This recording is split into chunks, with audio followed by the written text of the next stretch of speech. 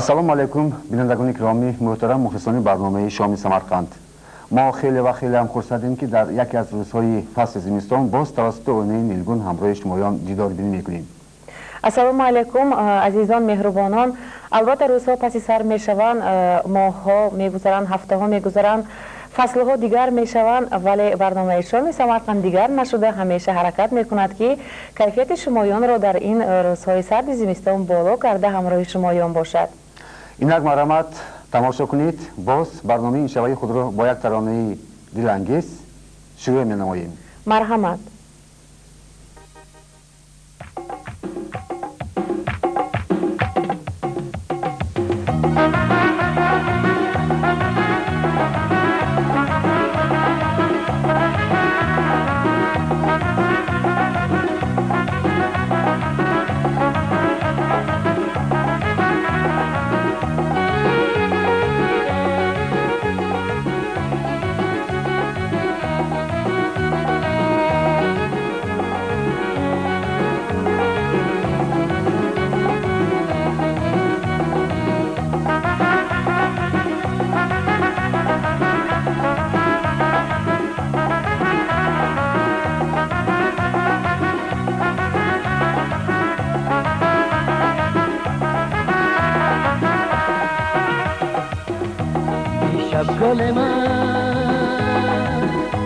دیشب گل من غنچه خاموشی بودی، تا وقت سحر در آغوشی بودی، تا وقت سحر در آغوشی بودی. دیشب گل من غنچه خاموشی بودی، تا وقت سحر در آغوشی بودی، تا وقت سحر در آغوشی بودی.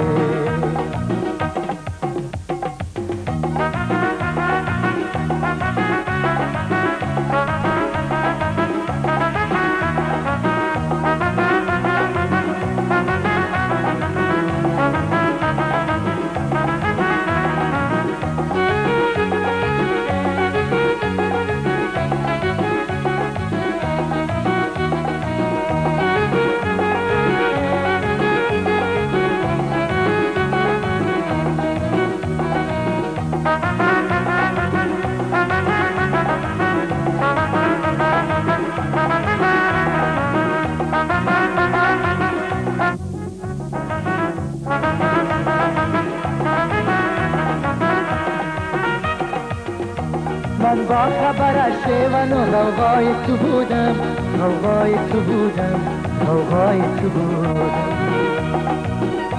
من با خبر شیون و غوغای تو بودم، غوغای تو بودم، غوغای تو بودم.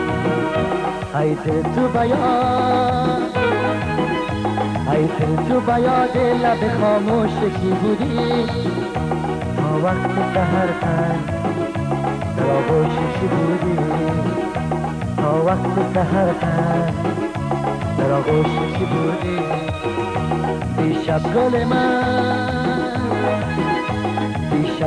من غنچه خاموشی بودی، تا وقت سحر در آغوشی بودی، تا وقت سحر در آغوشی بودی.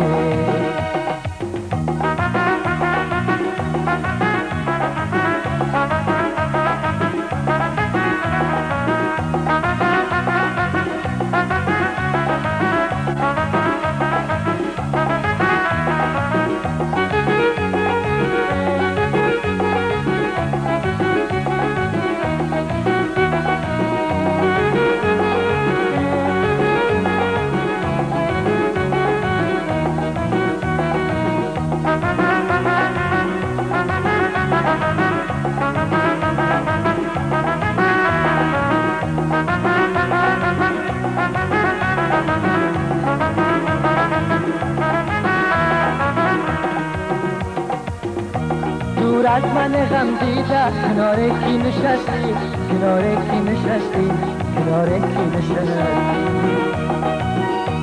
دور دور از من غم دیده کنار کی نشستی کنار کی نشستی کنار کی نشستی در پرتو من در پرتو مهتا در آغوش کی بودی تا وقت سحر کن در آغوش کی بودی تا وقت سحر کن در آغوش کی بودی دیشب گل من دیشب گل من غنچه خاموش کی بودی تا وقت سحر کن در آغوش کی بودی تا وقت سحر کن در آغوش کی بودی تا وقت سحر کن در آغوش کی بودی تا وقت سحر کن در آغوش کی بودی. این از بینندگان گرامی برنامه دوست داشته شما شام سمرقند ادامه دارد. ما می‌خواستیم در برنامه امروزی خود درباره یکی از مراسم‌هایی که گشتک نام دارد کمی هم باشد برای شما معلومات بدهیم. بیایید بفرمایید که معنی گشتک چیست و این مراسم از چه عبارت است؟ و اکنون مراسم گفته نماند که گشتک‌های امروزه از روی گفت کلانسال‌ها تماما فرق داشته است از گشتک‌های دوره‌های قدیم، از زیرا در دوره‌های پیشتر در گشتک‌ها در اکثر وقت مردها، زنها، جوانها با کتابخوانی بعض برک‌ها مشغول بودند و می‌گویند که تیار کردن طعام‌های ملی هم به طور خوب بوده، زیرا به مانند امروزه نبوده است و هر یک کس در خانه چیزی که داشته باشد همان را آورده در گشتک به هم دیده صحبت می‌کردند. اینک مرحمت یه تماشا میکنیم. در این بابت با ما یکی از ژورنالیستان ماهر شهر سمرقند عموما جمهوری ازبکستان تاجیکستان تاشپولات رحمت اللهیف از نزدیک کمک میرسانند. مرحمت. میگویند که در گشتک‌ها که همه دوستان جانی جمع میشوند صحبت‌های خوش و مقبول درباره ادبیات و صنعت، علم و معرفت، اقتصاد و پیشرفتی حیات خوب حرف می‌رود و این عنعنه هنوز 100 سالها پیش وجود داشته است. گشتک درباره گشتک در سمرقند یا که گشتک در دیگر ولایت من در تاشکند گپ میگویند خود یک تاریخ کلان دارد. باباهای ما، پدرهای ما وقت خاطر خود را خصوصا در اون وقت تلویزیون نبودگی، وقتهای پیش رادیو نبود، آدم ها جمع شده وقتی خالی خود را با هم دیگر گذرانده با نوبت خود یک دسترخوان کرده از یافت خود همون گشتک را دوام داده می آمدند. من همین عنعنه را ما عیناً دوام دادیم. همین عنعنه را زیاده از 20 سال ما دوام داده آمده ایستادیم. من درباره این گشتک بسیار تاریخی این درباره آن چه شما یک دیگر را یافتید گفته دیگر برادران سوال ها میدهند. برای همین سوال جواب برای طرز جواب ما یک همدیگر جمع شده یک کتابچه هم نشر کردیم. این کتابچه در گشتک گپ بسیار نام داشته درباره تاریخ گشتک و گشتکداری، جهت‌های تربیوی اخلاقی آن حرف می‌رود. معنی اساسی برای همین که در این نشست آدمان در بین خود البته در موضوعهای بسیار عجایب سخنهای نیک میرانند و در بین خود بسیار فکرهای عجایب میگویند و مناسبات بین خود را باز هم مستحکم میکنند. خصوصا در گشتک ها ما میبینیم مناسبت بین اولادهای گوناگون، شخصهای گوناگون، ملتهای گوناگون، کسب و کار گوناگون. این اهمیتی به خود خاص دارد چون که هر یک کسب، هر یک هنر، هر یک ملت، هر یک قوم تاریخ خود دارد، عنعنه خود دارد و همین در گشتک ما چه درجه اهمیت تربیوی و اهمیت اجتماعی داشتن این نشست ها را میبینیم. ما در تاریخ میدانیم در سمرقند خصوصا در گذرهای سمرقند بسیار هنرمندها، بسیار آدمانی برای من گذشتند که آنها استخوانه یا که نباشد در خانهشان مهمان خانه دارند که در وی همیشه صحبت های خرد و کلان یا که صحبت های گشتکی میشده است که در وی شعرگویی، اثرهای نو تازه را مطالعه میکردین، محاکمه میکردین. درباره این اثرها بعضی ملاقات های نظم میشده است. غیر از این در اینجا مهمان‌های از بخارای، از مثلا فرغانه و از خوجند آمده با سهل سمرقند، شاعران و ادیبان سمرقند صحبت کرده، از اثرهای تازه آنها بهره‌مند می‌شدین. من در این باره بسیار معلومات دارم و میگویم باور دارم که گشتک هم نه فقط صحبتی بین آدمان در اطراف میزی مثلا خوراکواری خیزی نشاکی، بلکه این یکی از شکلی از صحبتی تحت دل، صحبتی حقیقی آدم که در این صحبت آدم همیشه همه نمودهای بهترین انسانی رو دریافت میکند، از وی بهره میبرد و جوانهایی که در این گشتک اشتراک میکنند خویشتورها از وی عبرت میگیرند.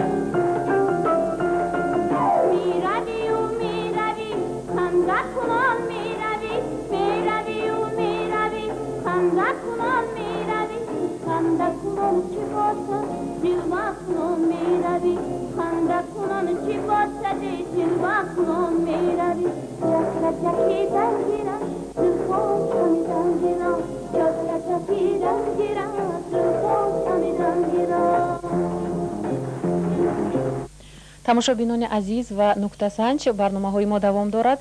мана аҳли оилаи Азимовҳо имрӯз гузарондани гаштакро ба таври дигар шурӯъ карданд. онҳо мехоҳанд ки байни ҳамдигар тавре мегӯянд озмун мусобиқаи байтбарак кунанд, яъне мехоҳанд ки бо шеърхонӣ ба ҳамдигар муроҷиат карда хурсандӣ кунанд, ки ҳоло мо ҳозир гувоҳи ҳамин чиз мешавем.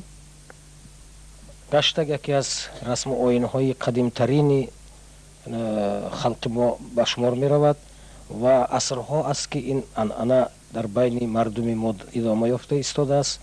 аз калимаи гаштак маънояш чунин бармеояд ки гаштан, гашту гузор кардан маъно дорад.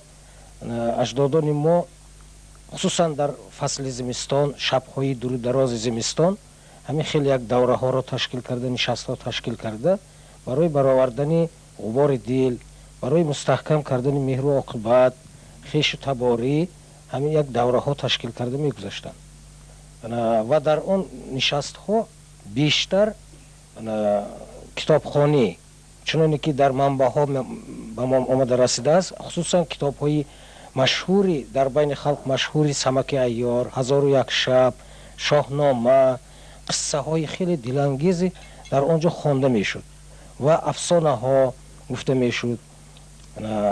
аз ғазалҳои бедил, Саъдӣ, Ҳофиз, дар он ҷо Умари Хайём гуфта мешуд ва маъниҳои онро кашф мекарданд. дар байни гаштак асосан аз 10-12 нафар сар карда то ин тараф 40 нафар иштирокчиҳо иштирок мекарданд. ва дар дастархон асосан ҳамон маҳсулотҳое ки аз паси меҳнати ҳалолашон, яъне аз боғҳо, туршак, ҷигида, қандалот ва як таом муҳайё карда мешуд ва аҳли гаштак дар он ҷо як бо завқ, бо ҳазлу шӯхиҳо тановул мекарданд. имрӯз гаштак аз гаштакҳои асри гузашта, аз пештара хеле фарқ дорад. به نظرم یا از پیشروی جمعیت، پیشروی تکنیکا، امروز مفکوره خلق هم خیلی بالا رفت، تفکر مردم خیلی پیش رفت. از همین نقطه نظر در گشتک‌های امروزه کمی دیگرگونی ها رو ما مشاهده میکنیم.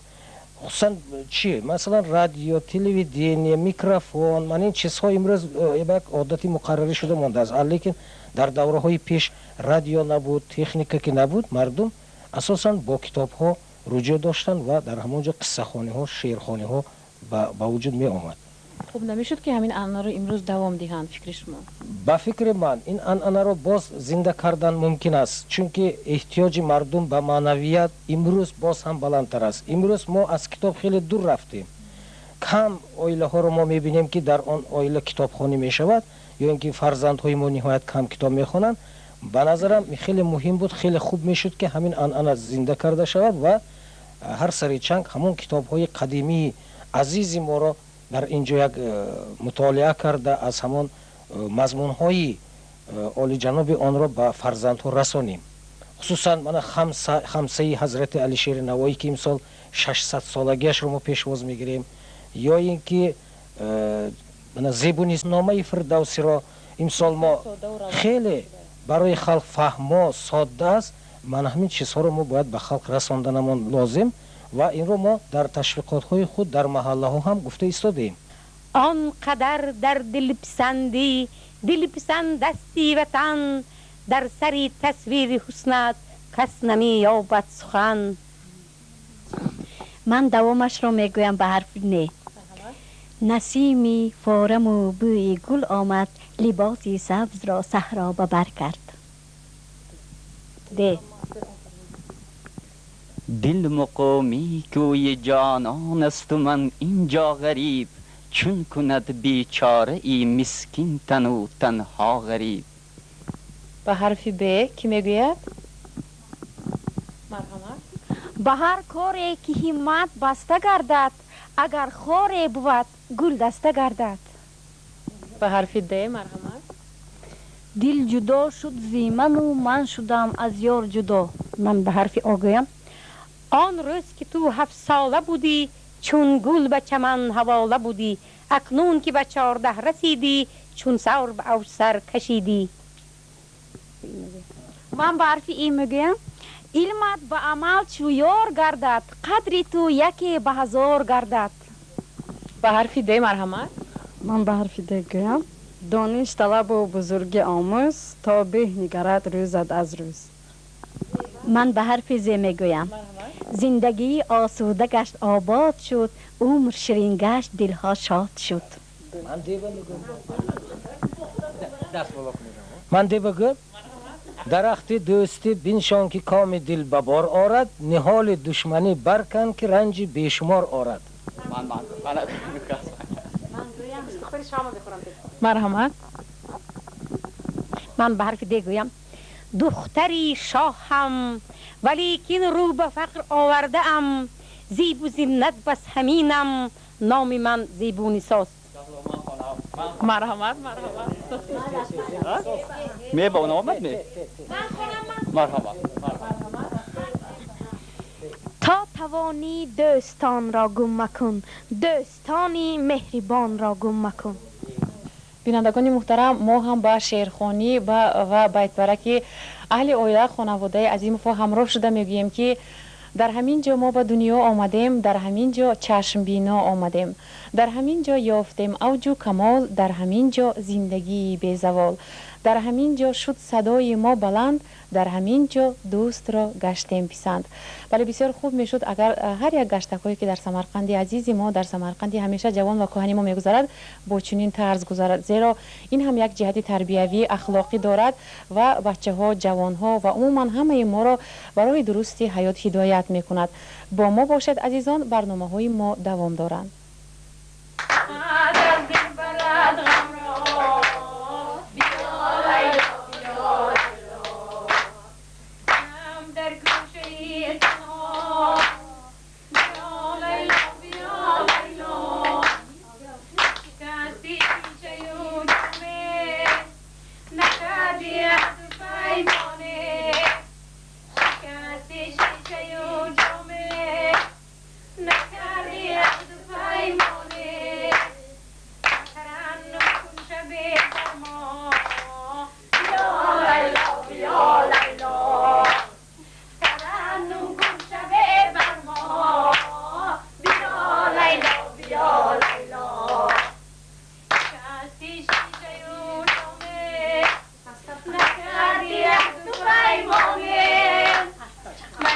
یارم پشیمانی بیا لیلا بیا لیلا مگر یارم پشیمانی بیا لیلا بیا لیلا. ما میخوایم که امروز درباره گشتک و تاریخ گشتک صحبت کنیم، چون که من از قدیم الایام در بین مردم ما همه چیز بسیار هم معمول، هم زنها هم مردها جوانها همشون یک حرکت میکنن که هر هفته می هر ماه می هر 40 روز از 20 روز جمع شده با هم دیگر دیدار بینی کنن. همین چیز در دوره های پیش هم بود می و چه خیلی بود؟ اکن بسیاری مهون خورد بودیم مردها با میدیدیم. ما همین پدرهای مهون همزلین کار جدو نغز میدیدنده. من گفتیم که گذاری 8 مرد به میشته مهون همین میانی گذر به توقی که همه مسجد بود. سونی پدریم از کار می آمدن پگویی مادرم به تعیین کرده می رفتن که بیگانی اوشم ملتر میکنید کمپیر فلانچه جوره ها بیان کتاب خانی میکنیم امشب.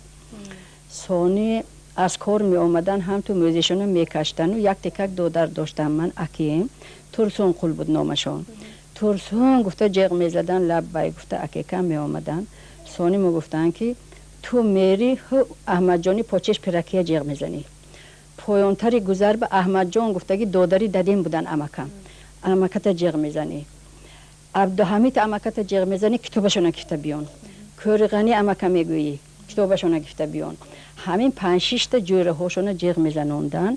همه وقت تا که در ما یک مهمان خانه هم بود مهونه همین مردها میشته حول هم درون و بیرون پیشتر هم تو بود ده حولی بیرون به مردها ضعیف ها درون به همین مهمان ها می آمدن. سونی مهون دخترچه ها غزه چای می بردیم نام می بردیم دسترخوان می بردیم. سونی آشا می کشتن مادرم آشا می برآوردیم آشا می خوردن ایناشون این گپ و یاشون خنده همزلین. سونی مهون دخترچه ها رفته اپشتی تریزه اینو چی می گفتین اینقدر هر شب. سونی بینیم که یک تاشون قرآن می خونن یک تاشون کتاب های شاهنامه می خونن یک دم بدن دم گفته یک تاشون کتابی فرض عین میخونن یک تاشون از کتاب های حیرت الفقه بود عینی دادیم بسیار همین منبع موندگی همین کتاب همین میخونن معنی میگون یک دیگر روشون به اول وای های شریعت میگون زمین و آسمان خدای تعالی پیغمبر های آفریدگی این هاشون این قسم به وای هاشون وای قسم به حضرت داوود علیه السلام دادای مهون آهنگر بودن پیری همینو حضرت داوود علیه السلام مو گفتن که همه آهنگری کرده حضرت داوود علیه السلام پادشاه گذشتگی و از قسم خودشون او خود میخورن. پسر اون کس حضرت سلیمان پیغمبر دیو و جن و آدم و عالم به پادشاه شدگی و اون کس قسمشون سواد میبافتین. همین از سواد بافی همین کس رزق و روزی میکردین از پادشاهی نمیخورن. همین گپ های اپشتی در مهون گوش انداخته میشتین تا ساعت های 1 میشد میوای 12 میشد می 2 میشد می تا حلاق شده گوشون همین گپ های زده کتابخانه های کرده معنیگویی کرده قفای وای سانی همین یک تا دو تاشون شعرهای نغز از پیشتره ها میخونن. یعنی که پیشتره گشتک ها از امروزش فرق میکرد است چون که حاضر من اینجا کتابخانه نمیکنن بسیار کشینه جهت تربیویش نیست لیکن بسیار با فکرم خوب میشد که اگر همین انانه رو دوام دهن چی افتید شما جدا نغز میشد جدا نغز میشد. من همین کتابخانه ها شود معنیگویی ها شود از جهتی تربیه و جدا نغز میشد. فقط اشوله اصول همه وقت هست این توی بیم هست دیگر بیم هست. من همین کارها با کتاب های بزرگ های خونده طهارت و غسل و همه و همزلین کارها یاد داده شود نماز و روزه و فرض و سنت شریعتی یاد داده شود بسیار کار خوب میشد. گلی در حمام روزی رسید از دست محبوبی بدستم بدان گفتم کی مشکی یا عبیری که از بوی دلاویزی تو مستم بگفتا من گل ناچیز بودم ولیکن مدت با گل نشستم کمالی هم نشین بر من اثر کرد وگرنه من همان خاکم که هستم. جان به جمال جانان میل جهان ندارد هر کس که این ندارد حقا که آن ندارد از هیچ کس نشانه ز آن دلستان ندیدم یا من خبر ندارم یا او نشان ندارد هر شبنمی در این ره صد موجی آتشین است. درد که این معما شرح و بیان ندارد. سرمنزل قناعت نتوان زی دست دادن. ای ساربان فروکش که این ره کران ندارد. چنگ خمیده قامت میخواندت به اشرت. بشنو که پند پیران هیچ یک زیان ندارد. گر خود رقیب شمع است احوال از او بپوشان. آن شوخی سربریده بندی زبان ندارد. ذوقی جهان ندارد بی دوست زندگانی. بی دوست زندگانی ذوقی جهان ندارد. ای دلتری قرندی از محتسب بیاموز. مست است و در حق او کس این گمان ندارد. کس در جهان ندارد یک بنده چو حافظ.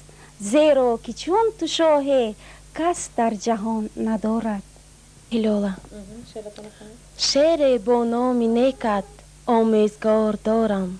چون انجمن به دستت چون تحفه سپارم. بحری سپاه خاطر دستم همه فشارم. زین بزرگ استی مثل پدر معلم. در عالم معانی همراه بر معلم. حاضر در محله ماهانم حاضر تشکیل شدگی که در همین مرکزی محله مون هر هفته روز شنبه یک 25 کس فقرای محله برونده گشتک داده در همینجا صحبت مگذرانند. اساسی مقصد گشتک آمده در اینجا تام خوردن نه. البته در محله چه خیل کارها شده ایستاده است، چه خیل معماها ایستاده ایستاده است. من هم اویله های شرایط وزبین های محاکمه کرده و ایها چه خیل یاردم دادن ما در کار همین مسئله محاکمه کرده با یک دیگر مسئولیت کرده خلاصه ببرورده همین کارهای دوام میدیم. گشتک اساسا در فصل این زمستان بسیار تر میشد که در آن وقت اهل خلقمان بسیار خالی هستند. شبها که دراز برامده در اینجا هر خیل صحبت ها دیداری یکدیگر دیده شده چخشخ کرده شده. من شیرخانی کلان های محله ما هستند از برای تربیه دین هر خیل مسئله های من مهم تربیه یاشا صحبت ها گذرانده میستیم. بیجیز میرزا ترسونزاده نگفتین که تا توانی دوستان را گم مکن. دوستان مهربان را گم مکن. در جهان به دوست بودن مشکل است. مشکل آسان کن کسان را گم مکن. دوست آید چند در آغوش گیر. رسم خوبی تاجکان را گم مکن. این گشتگ اساسی مقصدش با یکدیگر دیدار دیدن، با یکدیگر دوست شناس شدن، با یکدیگر کمک رساندن اساسی مقصدش همین بود. البته امید میکنیم که گذراندن گشتک ها نه با عیش و عشرت بلکه چون در زمان های قدیم با شعرخوانی و غزل سرایی خرسندی ها گذرانده می شود. زیرا این چیز امروز جهت خوبی تربیوی اخلاقی دارد. من بینندگان عزیز در طول چند دقیقه ما حرکت کردیم که درباره یکی از مراسم های بهترین که بین مردم ما عادت شده مانده از گشتک معلومات داده به دقت شما طرز گذراندن دوره های پیشتر و امروزه مقایسه کردنشان دهیم. با همین به برنامه این شبه خود ما نقطه میگذاریم. با همه شمایان تمام نیکوهای عالم را تمنا داشته خیر شاد و پیروز باشد میگوییم. خیر مهربانان دائما شامتان را با شام سمرقند گذرانید. زیرا همیشه ما در هر هفته میخواهیم با یک موضوع نو دست داده به دقت شما یک نوآوری را از ولایت سمرقند حواله کنیم. خدا حافظ.